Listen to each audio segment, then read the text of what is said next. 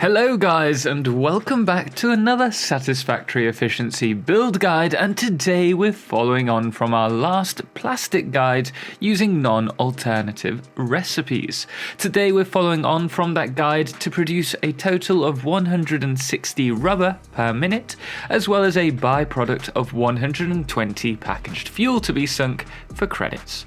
As well as the 100 plastic from our previous build, we will need a further 300 crude oil, and you will also need resources for 16 refineries, 4 constructors, as well as 1 awesome sink and a smart splitter, along with the usual pipes, conveyors, mergers and splitters. This build will all be done on an 8x16 grid. First, we shall place 10 refineries against one another, starting from the 16th column up to the 1st. Now you should ensure that you have enough space for a pipe joint in front of each refinery input prior to placing the refineries, and once placed, place pipe joints along each of the refinery inputs and connect together. And we will need to be transporting 300 crude oil along this pipeline. The first 2 refineries in the 15th and 16th column will be set to plastic, and the following 8 refineries set to rubber. Now on the opposite side of the refineries, we shall now place the merging line. These mergers will be placed on the center plane of the 4th foundation in front of the outputs. Stack 3 mergers high, all flowing to the left of the factory and in front of each output. Once stacked, delete all the mergers below, and we shall now place the conveyor elevators from the refineries up to the mergers. Next, connect the 8 refineries that are set to rubber together along the merging line, and you'll need to be using a Mark III belt, and also connect the last 2 refinery mergers together. And also note that the 100 plastic from our previous build will also be brought along this merging line as well. So you will need to make sure that this line is running at least a Mark II belt as well. The byproduct of all these refineries will actually be heavy oil residue, so at this point we can place pipe joints in front of all the refinery outputs once again, and place these in the center of the 4th foundation as well, just underneath the conveyor merger line. Then connect all the refineries to these joints, and we will run a pipeline from the 1st column joint all the way to the last refinery's joints. At this point, we shall place the constructors. Now, in order to get the placement correct, you'll want to place a merger, first of all, against the top right-hand corner of the 8th row of the 16th column. Then, adjacent to this, we shall place a constructor. It will flow to the top of the layout and span the 7th and 8th row. You can now place the other 3 constructors in line to the left of this constructor. At this point, delete the merger and then place a merging line flowing to the left and merge these 4 constructors together. We shall also run a splitting manifold or load balance in front of this set of constructors as well. Finally, we shall connect these constructors with the plastic merging line and set all the constructors to empty canisters. Rebuilding this layout, I actually realized that my maths has been slightly wrong in that I thought we needed 120 plastic for 120 empty canisters. However, you only need 60 plastic for a total of 120 empty canisters. So in order to cover this, what I've actually done is put a splitter along the manifold just before it reaches the constructors.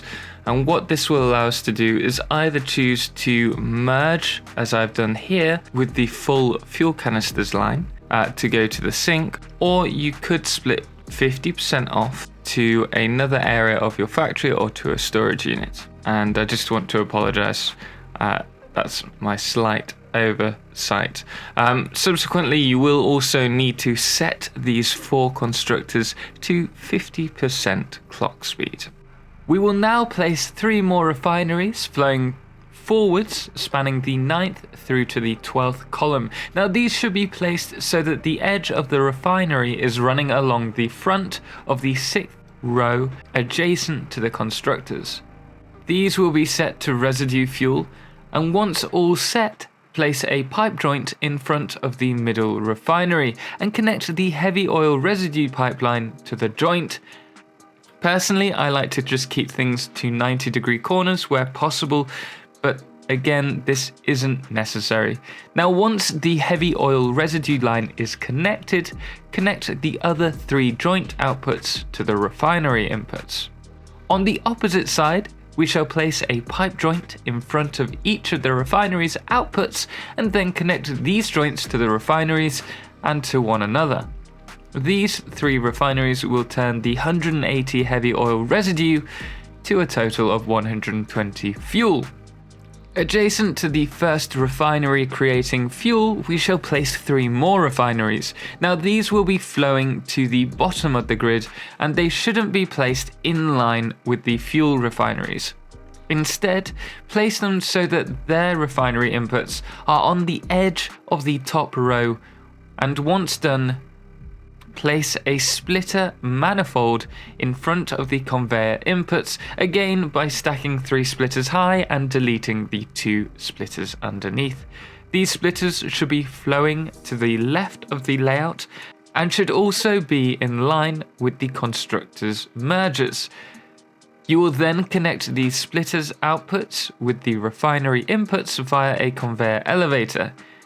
Next, connect the manifold line with the constructor's merging line. I've done this by placing an elevator directly after the final merger next to the constructors and running the conveyor across the top of the pipeline. With this done, we shall now run pipeline joints in front of the refinery's pipeline inputs. This will be underneath the splitter manifold line, and at this point we will connect the fuel to this line. Now set these 3 refineries to packaged fuel. Now place an awesome sink next to the first packaged fuel refinery, as well as a container flowing forwards adjacent to the sink. On the opposite side of the refineries, we shall run the packaged fuel along a merging line to the awesome sink. Now do note that I have placed a merger in front of the awesome sink also.